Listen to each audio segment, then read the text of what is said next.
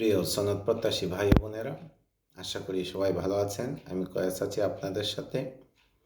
আজ আমি দণ্ডবিধি 1860-এর 319 ধারা থেকে 328 ধারা নিয়ে আপনাদের সাথে আলোচনা করব।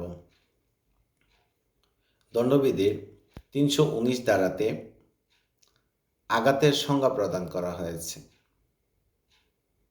দণ্ডবিধির 319 ধারাতে বলা হয়েছে, কোনো ব্যক্তি অন্য কোনো ব্যক্তির দৈহিক যন্ত্রণা, পীড়া বা বৈকল্য ঘটালে সেটি আঘাত বলে গণ্য হবে। কোনো ব্যক্তি যদি কোনো ব্যক্তিকে দৈহিক যন্ত্রণা প্রদান করে, দৈহিক বৈকল্য ঘটায়, দৈহিক পীড়া প্রদান করে, তাহলে সেটাকে আঘাত বলে। 320 ধারায় গুরুতর আঘাতের পরিচয় প্রদান করা হয়েছে। 320 ধারায় বলা হয়েছে, 8 শ্রেণীর আঘাতকে গুরুতর আঘাত বলা হয়। 8 শ্রেণীর আঘাতকে গুরুতর আঘাত বলা হয়। 1 নাম্বার পুরুষত্বহীনকরণ, 2 নাম্বার স্থায়ীভাবে চোখের দৃষ্টিরহিতকরণ, 3 নাম্বার স্থায়ীভাবে কানের শ্রুতিরহিতকরণ, 4 নাম্বার যে কোনো অঙ্গ বা গ্রন্থির অনিষ্ট সাধন, 5 নাম্বার যে কোনো অঙ্গ বা গ্রন্থির স্থায়ী ক্ষতিকরণ, 6 নাম্বার মস্তক বা মুখমণ্ডল স্থায়ী বিকৃতি, 7 নাম্বার হাড় বা দাঁত ভাঙা এবং 8 নাম্বার এমন আঘাত করা যা কোনো ব্যক্তিকে 20 দিন পর্যন্ত যন্ত্রণা দেয়। এই 8 প্রকারের আঘাতকে গুরুতর আঘাত বলা হয়ে থাকে। আমি আবারও বলি, ধারা 319-এ আঘাতের সংজ্ঞায় বলা হয়েছে, কোনো ব্যক্তি অন্য কোনো ব্যক্তির দৈহিক যন্ত্রণা, পীড়া বা বৈকল্য ঘটালে সেটি আঘাত বলে গণ্য হবে। 320 ধারায় 8 শ্রেণীর আঘাতকে গুরুতর আঘাত বলে অভিহিত করা হয়েছে। পুরুষত্বহীনকরণ, স্থায়ীভাবে চোখের দৃষ্টিরহিতকরণ, স্থায়ীভাবে কানের শ্রুতিরহিতকরণ,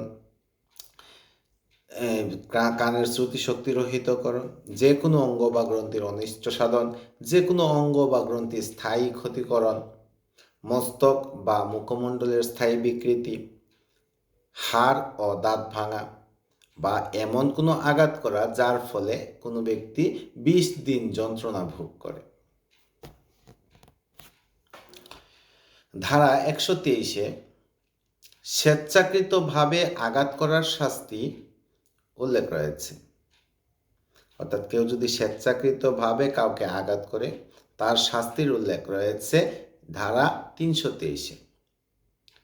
323-এ বলা হয়েছে, অনধিক 1 বৎসর কারাদণ্ড বা অনধিক 1000 টাকা অর্থদণ্ড বা উভয় দণ্ডে দণ্ডিত হবে ওই ব্যক্তি যে স্বেচ্ছাকৃতভাবে আঘাত করেছে অন্য ব্যক্তিকে।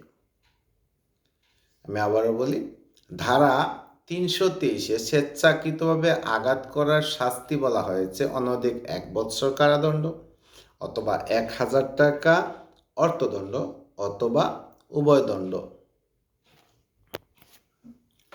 ধারা 324-এ স্বেচ্ছাকৃতভাবে মারাত্মক অস্ত্র দ্বারা আঘাত করার শাস্তির উল্লেখ রয়েছে। স্বেচ্ছাকৃতভাবে মারাত্মক অস্ত্র দ্বারা আঘাত করার শাস্তি হচ্ছে অনধিক 3 বৎসর কারাদণ্ড বা অর্থদণ্ড অথবা উভয় দণ্ডে দণ্ডিত হবে। ধারা 325-এ স্বেচ্ছাকৃতভাবে গুরুতর আঘাতের শাস্তির বিধান উল্লেখ রয়েছে। 325 ধারা বলা হয়েছে, স্বেচ্ছাকৃতভাবে গুরুতর আঘাতের শাস্তি হচ্ছে অনধিক 7 বৎসর কারাদণ্ড তদুপরি অর্থদণ্ড। আবার ধারা 326-এর এতে বলা হয়েছে, স্বেচ্ছাকৃতভাবে 2 চোখ উপড়াইয়া বা এসিড জাতীয় পদার্থ দিয়ে দৃষ্টি নষ্ট করার শাস্তির কথা।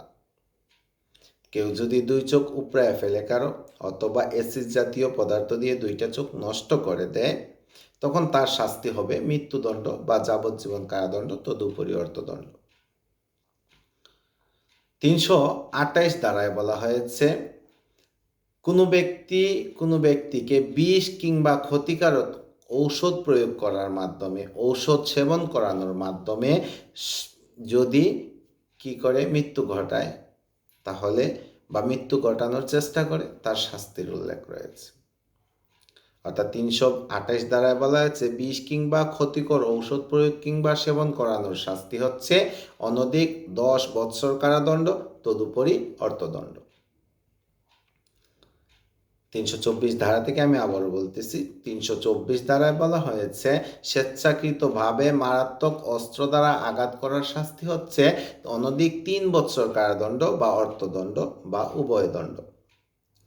325 ধারায় বলা হয়েছে স্বেচ্ছাকৃতভাবে গুরুতর আঘাতের শাস্তি অনধিক 7 বৎসর কারাদণ্ড, তদুপরি অর্থদণ্ড।